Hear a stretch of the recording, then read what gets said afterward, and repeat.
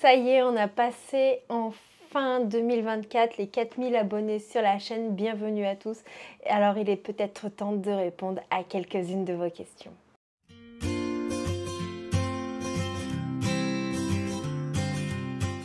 Hello, maître érudit de la citadelle, c'est Johanna. Je suis ravie de vous retrouver aujourd'hui pour une nouvelle vidéo. Une petite FAQ, ça fait longtemps que j'en ai pas fait sur la chaîne et étant donné qu'on est maintenant plus de 4000 sur celle-ci, je me suis dit que c'était l'occasion de répondre à quelques-unes de vos questions et vous avez été plutôt pour, donc il est temps de rentrer dans le vif du sujet. Je vais prendre les questions dans l'ordre dans lequel elles viennent. J'ai pas fait de tri ou quoi que ce soit. Je reprendrai pas une question si jamais il y a deux fois la même, mais toutefois j'ai très hâte de pouvoir discuter avec vous. N'hésitez pas à commenter la vidéo avec une pile de livres si vous ne savez pas quoi dire, à laisser un petit like et pourquoi pas vous abonner si ce n'est pas déjà fait pour ne pas louper les prochaines vidéos. Je vais m'armer de mon téléphone pour pouvoir lire vos petites questions. Si je vous entendais des petits bruits de patounes, c'est Hiro qui tourne en rond autour de moi, je m'en excuse, les petites griffes sur le parquet, ça fait beaucoup de bruit. Donc ici, la première question, c'est y a-t-il des infos sur mon challenge pour 2025 ? Alors, pour ceux qui ne le savent pas, en 2024, j'ai créé mon propre challenge littéraire, l'Assassin's Book Challenge. Un challenge sous forme d'histoire. Et oui, il y aura une édition 2025. Faut que je m'en occupe. Clairement, faut que je m'en occupe. Je ne peux pas vous donner d'informations, sachant que c'est un peu sur le principe d'une histoire dont vous êtes le héros. C'est très compliqué à mettre en œuvre. Là, va vraiment falloir que je m'y mette pour que vous puissiez la voir cet été. Ça va me demander également beaucoup de travail pour pouvoir exploiter les différents dons, les différentes thématiques. Donc je n'ai pas forcément d'informations croustillantes à vous donner pour le moment. Pour le moment, c'est vraiment encore en stade de réflexion sur comment je vais faire la chose. Quel est le meilleur livre que j'ai lu en ce début 2025 ? Alors, j'ai passé de très bonnes lectures en 2025. Mais pour moi, là, dans mes souvenirs, celui qui m'a le plus marqué, c'est Bandit by Turns de Elisabeth Helen. Je vous mets la couverture juste à côté. Un petit harem inversé en mode La Belle et la Bête. Voilà, c'est ma meilleure lecture. Mais je n'ai pas encore eu le fameux coup de cœur pour 2025. J'ai eu de très bonnes lectures, mais pas encore de coup de cœur. Et c'est pas grave, en fait, je demande juste à passer de bons moments. Est-ce qu'on peut me retrouver lors d'événements littéraires en 2025? Et je vous avoue que cette année 2025, je n'en ai absolument aucune idée. Dans l'idéal, j'aimerais beaucoup. Ce serait vraiment très chouette de pouvoir rencontrer des auteurs, des maisons d'édition, retrouver d'autres que je connais, pouvoir rencontrer des personnes de la communauté. Franchement, ce serait vraiment incroyable, sauf que j'ai des projets au niveau vie qui font que je ne sais pas comment ça va se dérouler au niveau de cette année et c'est des projets que je vais prioriser donc voilà, pour le moment je ne sais pas, je ne peux pas vous répondre. Est-ce que je pars en vacances en 2025 ? Alors pour être honnête avec vous, ça fait très longtemps que je ne suis pas partie en vacances. Déjà, puisqu'actuellement je suis à mon compte en auto-entrepreneuriat et en salariat, donc cumuler les deux, c'est pas forcément évident. Parce qu'avec mon chéri, on a énormément du mal à avoir des congés en même temps et que moi j'en prends très peu parce que mon entreprise est encore très jeune et que c'est pas toujours facile, que on est assez casanier aussi avec mon conjoint. Donc pour le moment, il n'y a pas de vacances de prévues, mais j'avoue que j'aimerais beaucoup qu'on puisse en prévoir. Mais c'est exactement la même chose que pour les salons littéraires. Je ne sais pas comment va se dérouler mon année. Quelles sont mes envies perso cette année ? Alors, envie perso, c'est très compliqué. Je suis dans une période de ma vie où il y a beaucoup de remises en question d'un point de vue personnel, professionnel et ainsi de suite. Donc honnêtement, là, mon envie perso, ce serait que tous mes projets se concrétisent de la meilleure des façons, qu'avec mon conjoint, on soit les plus heureux possibles et que tout se déroule sans problème. Je vous avoue que 2025 pour moi va être une année charnière, une année où mentalement ça va faire des hauts et des bas et je le savais avant même de commencer cette année. Je ne peux pas vous en parler parler en détail. Mais voilà, j'espère que on arrivera, ne serait-ce qu'un jour, à trouver un meilleur appartement. Parce que là, mon appartement, je ne peux plus le voir en peinture, clairement. Ça fait 10 ans qu'on est là. C'est un vieil appartement, un vieil immeuble où le chauffage, ça caille. C'est pour ça qu'en ce moment, vous me voyez surtout tourner dans le bureau. Parce qu'on a des petits convecteurs électriques. On a acheté un radiateur qui se déplace à bain d'huile. Et comme là, j'étais en train de bosser dans le bureau, c'est la seule pièce où il y a du chauffage, où il fait plus de 15 degrés. Donc autant vous dire que je préfère tourner là où j'ai chaud. Donc voilà, j'aimerais vraiment trouver un appartement à prix abordable, mais région grenobloise, c'est très très cher. Avec une pièce de plus et pourquoi pas une terrasse, parce que c'est quelque chose qui me manque. Dans l'idéal, ce serait la maison, mais ne rêvons pas trop grand. Voilà, que tous les projets au niveau familial se concrétisent et surtout pour 2025, j'aimerais que tous mes proches aillent bien. Et je vous avoue que ça, c'est la partie la plus délicate puisque j'ai une maman qui est gravement malade. Je n'en parlerai pas plus ici. Est-ce que je me mets beaucoup la pression avec les services de presse ? Joker, ça existe le Joker. Pour être honnête, oui et non. C'est-à-dire qu'il y a une période où oui, je me mettais énormément la pression. Mince, j'ai passé le délai et tout. Aujourd'hui, si j'ai passé le délai, j'envoie un message à la maison d'édition en disant écoutez, j'ai pas eu le temps de lire ce livre-là.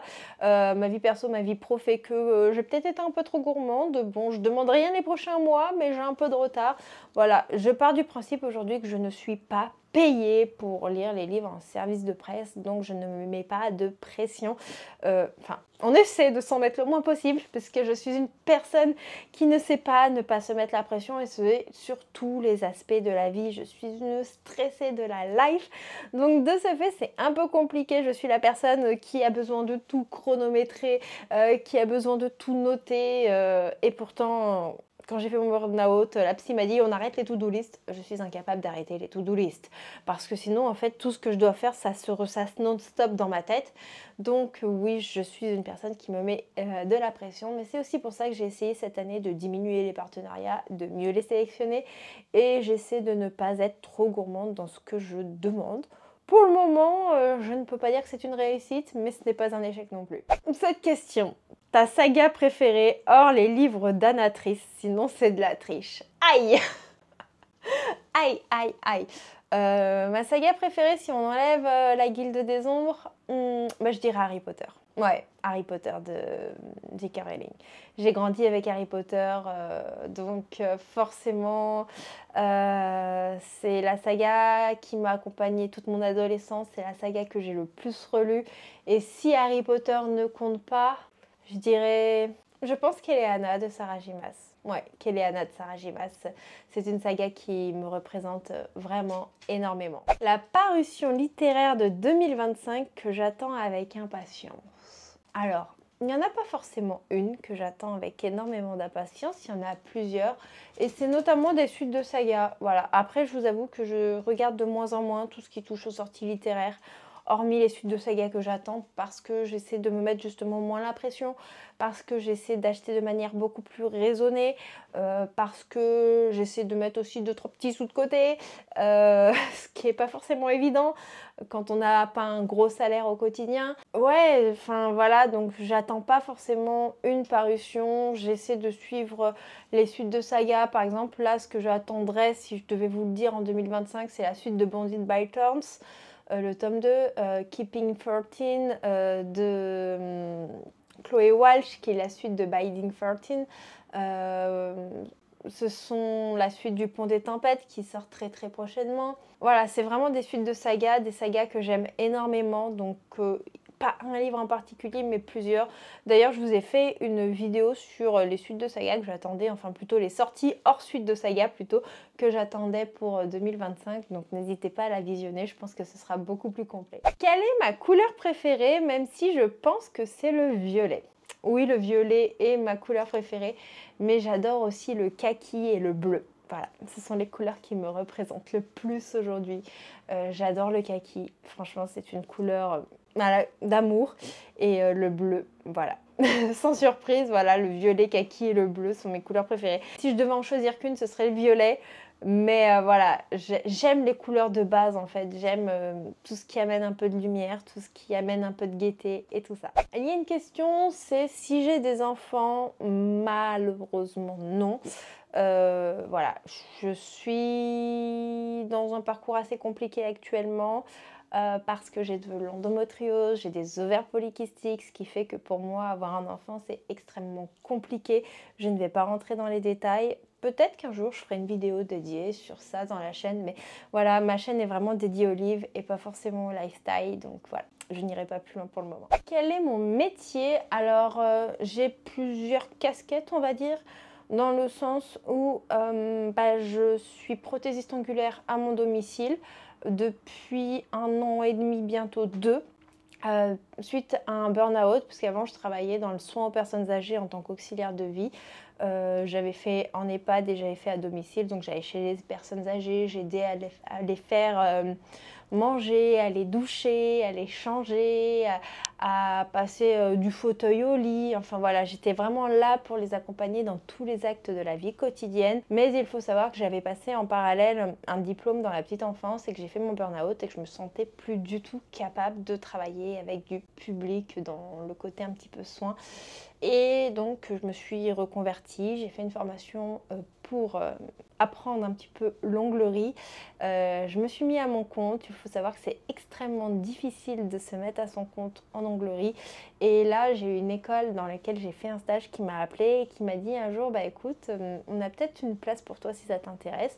Et là, je suis également en CDD dans cette école où je fais du périscolaire. Donc voilà, je jouxte entre les deux et en parallèle, via ma micro-entreprise et l'onglerie, ça me permet un petit peu de toucher des revenus des réseaux sociaux de manière légale, c'est-à-dire mes revenus YouTube et ainsi de suite. Combien de fois est-ce que j'ai pu lire La Guilde des Ombres? Alors, combien de fois j'ai lu La Guilde des Ombres de Anne-Atrice? Ça, c'est très très compliqué à vous le dire. Parce que je n'ai pas compté, mais je pense qu'on s'approche d'une dizaine de fois, clairement.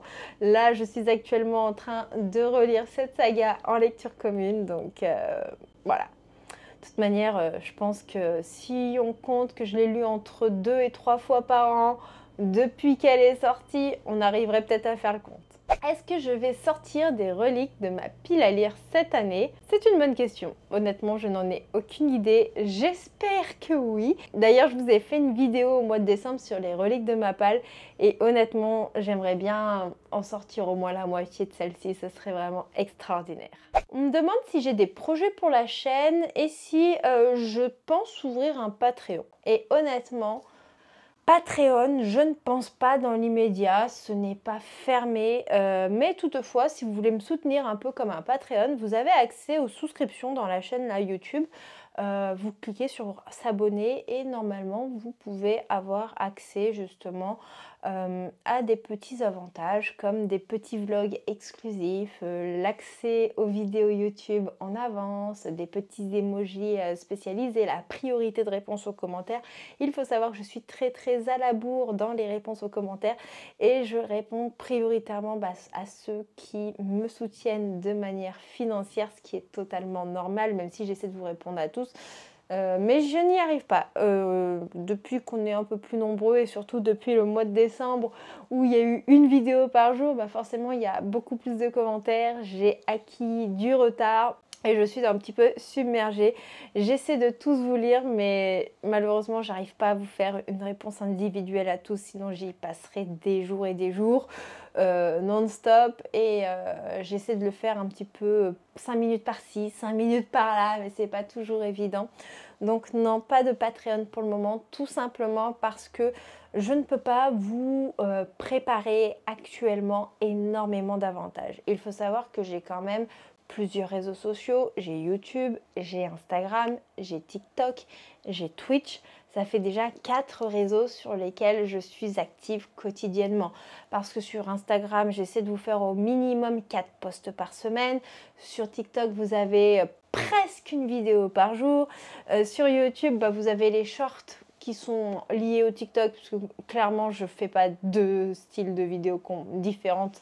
Les shorts que vous voyez, c'est aussi des TikTok, même si des fois vous avez qu'un short dans la journée, des fois les TikTok, il y en a même deux si j'ai envie d'aborder un sujet ou de faire une vidéo particulière. Et il y a YouTube où il y a les vidéos pour tout le monde et les vidéos réservées aux maîtres. Donc c'est déjà énormément de travail. Alors s'il faut en plus que je vous fasse des paliers avec des avantages en fonction des paliers, comme d'autres lives exclusifs, peut-être la création de marque-page et ainsi de suite, honnêtement je n'ai pas le temps. Je n'ai pas le temps.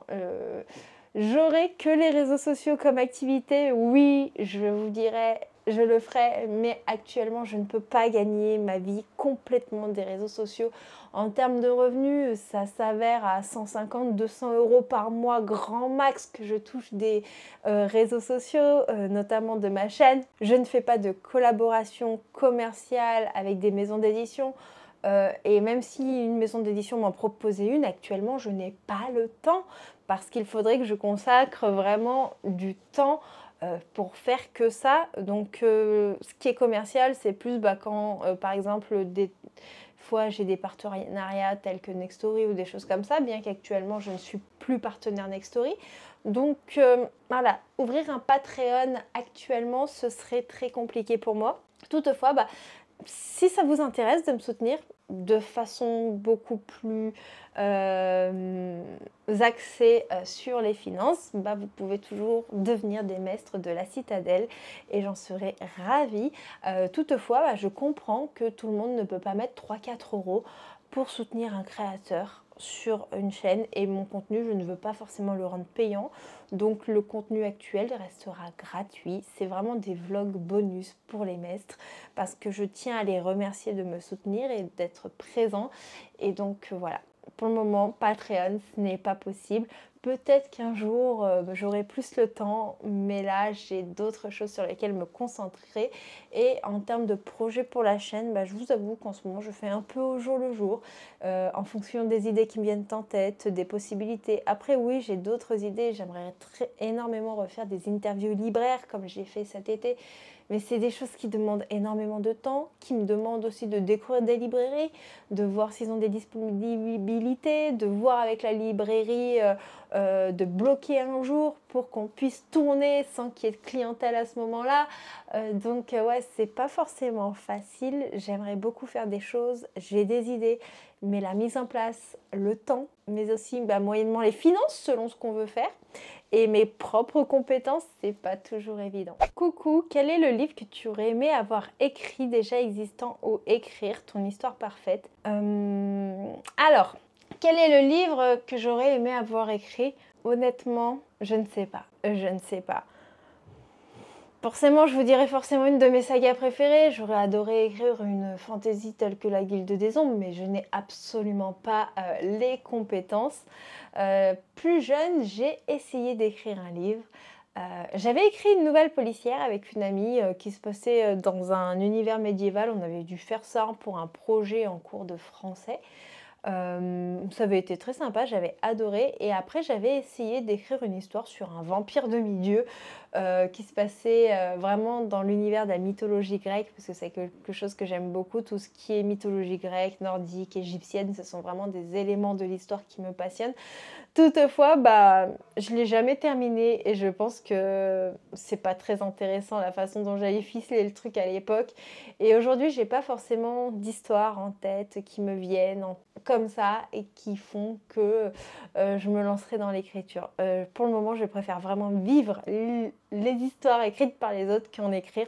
Et je cherche pas forcément avoir une histoire parfaite, je cherche juste à vibrer, tout simplement. Est-ce que tu regardes des adaptations de livres en films et séries? Et si oui, es-tu team je lis d'abord le livre ou bien ça n'a pas d'importance? Perso, je suis un peu des deux. Alors, si je compte lire le livre, je veux lire le livre avant de voir le film pour me faire mes propres images mentales ou séries. Par contre, si je ne compte pas lire le livre, je vais regarder le film. Mais ça arrive que parfois je me dise « Ah, ça m'intéresse pas du tout, je vais regarder par curiosité, mais je lirai jamais le livre. » Et des fois, je suis à fond dedans et je finis par lire les livres. Je pense particulièrement à l'adaptation de la série L'été où je suis devenue jolie. Je ne me serais jamais tournée vers cette lecture si je n'avais pas vu la série. Voilà, c'est un exemple typique. Quel est mon style de lecture préféré? Mon style de lecture préféré, de base, c'est tout ce qui est fantasy. Et puis en grandissant, je me suis tournée un petit peu vers la romance. Et aujourd'hui, je ne me cantonnerai pas qu'à la romance ou qu'à la fantasy. J'ai vraiment besoin des deux. Donc aujourd'hui, je dirais que c'est vraiment la romance et la fantaisie et pour moi, les deux sont vraiment inextricables. À quel moment de la journée je lis le plus? La nuit. Je ne sais pas si on peut considérer comme ça, comme la journée, mais la nuit, clairement, la nuit. J'adorerais lire plus la journée, mais je suis beaucoup trop occupée.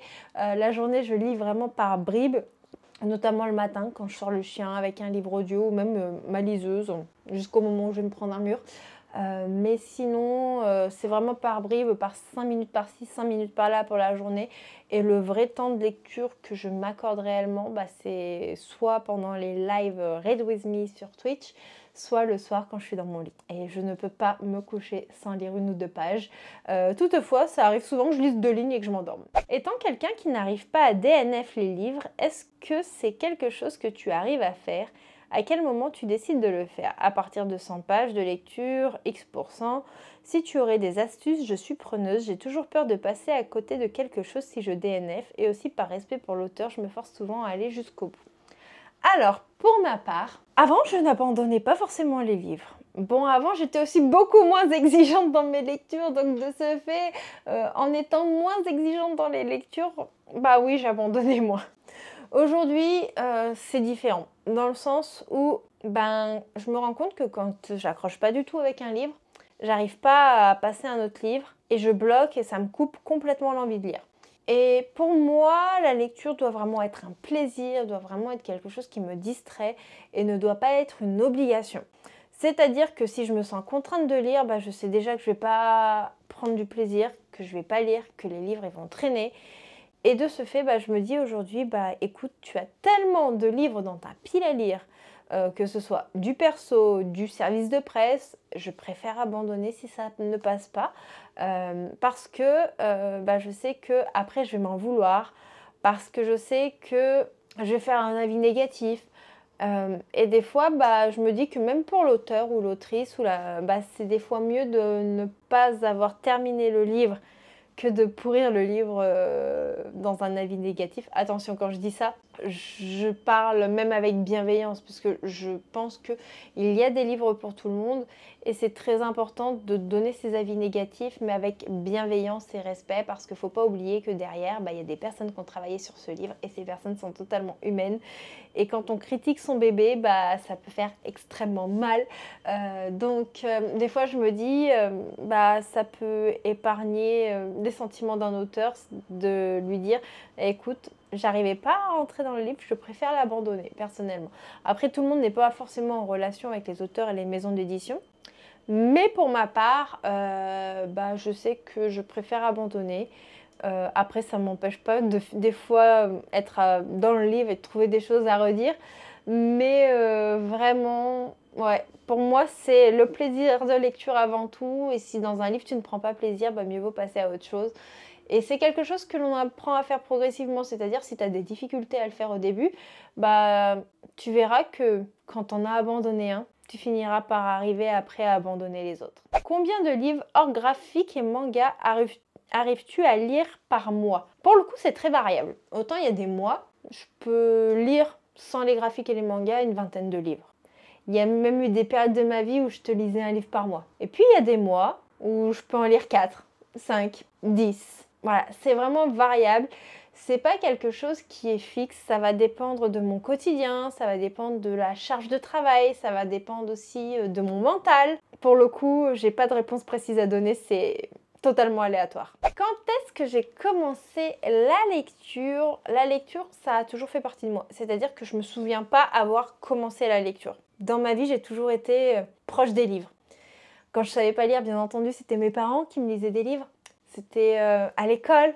Voilà, mais j'ai su lire très tôt, c'est-à-dire qu'en grande section, j'arrivais déjà à lire mes premiers livres, quoi. Bon, c'était des petits trucs avec des grosses lettres, des livres adaptés, bien entendu, mais en fait, j'ai toujours lu. Et dans ma vie, en fait, je sais qu'il y a plein de personnes qui ont fait des pauses de lecture. Moi, j'ai jamais fait de pause et je suis incapable.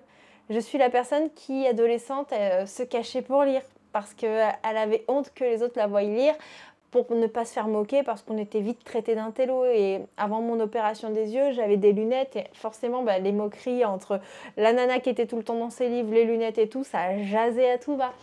Donc ouais, en fait, j'ai jamais commencé la lecture parce que j'ai toujours lu.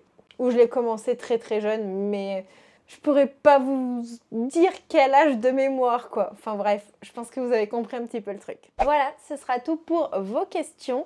J'espère que cette petite vidéo FAQ vous aura plu. En tout cas, moi, je suis contente d'avoir pu répondre à certaines de vos interrogations. N'hésitez pas à bavarder avec moi en commentaire et je suis désolée si mes réponses tardent. Je vous fais plein de bisous et on se retrouve très prochainement pour une nouvelle vidéo. Ciao ciao.